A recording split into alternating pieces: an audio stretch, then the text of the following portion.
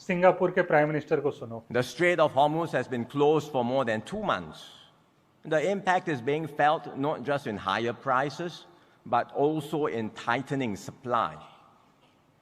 And here in Asia, we are especially affected because of our high dependence on energy and other critical supplies from the Gulf. ये fuel और energy crisis सिर्फ India में नहीं, ये पूरा global crisis है और Asia में तो है ही। मोदी जी के स्पीच के बाद बहुत लोगों ने उनकी बातों को क्रिटिसाइज करा, मजाक उड़ाया, बट सच यह है कि क्राइसिस है और इसको गंभीरता से लेने की ज़रूरत है। सिंगापुर के प्राइम मिनिस्टर ने यह भी कहा कि स्ट्रेट ऑफ हॉर्मुज ओपन होने के बाद भी लंबे समय तक क्राइसिस रह सकती है या हालत और भी खराब हो सकती है। बहुत कंट्रीज में रिसेशन भी आ सकता है और इन्फ्लेशन भी बढ़ सकता है। Even when the strait reopens, it will not be an immediate return to normal.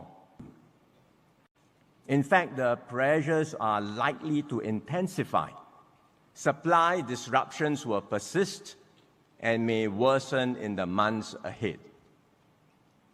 Globally, inflation will rise, spreading from energy to food and then other essentials.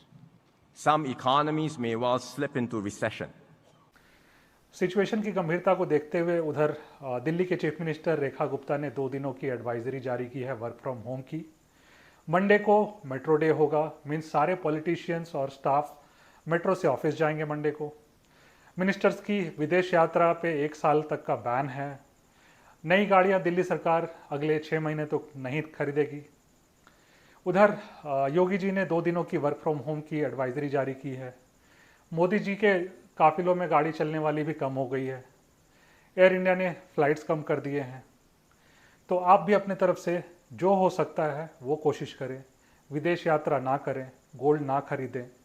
हम जैसे लोग ये सोचते हैं कि सिर्फ एक बंदे के करने से क्या होगा, बट एक कहावत है, बूंद बूंद से घड़ा भरता है। बस कुछ महीनों की बात है, फिर सब ठीक हो जाना है। यूनिटी दिखाओ और देश को मजबूत बनाओ।